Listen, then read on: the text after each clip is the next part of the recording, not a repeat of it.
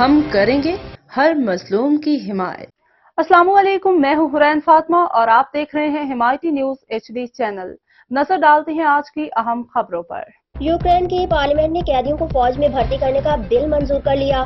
Ukraine کی parliament نے ایک بل منظور کیا ہے جو کچھ قیدیوں کو مسلح افواج میں لڑنے کے قابل بنائے گا، کیونکہ روس کے خلاف فوج کو اہلکاروں کی شدید کمی کا سامنا ہے اور روسی افواج میدان جنگ میں پیش قدمی جاری رکھے ہوئے ہیں۔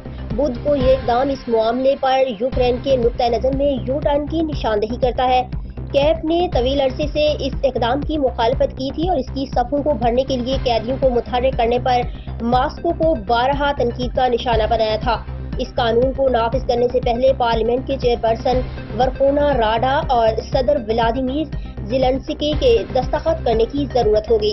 زیلنسکی کی پارٹی کی سربراہی MP اولینا شولاک نے فیس بک پوسٹ میں کہا، پارلیمنٹ نے ہاں میں ووٹ دیا ہے۔ قانون کا مسودہ بعض زمروں کے قیدیوں کے لیے موقع فراہم کرتا ہے جنہوں نے دفاعی افواج میں شمولیت کے لیے اپنے ملک کا دفاع کرنے کی خواہش کا اظہار کیا۔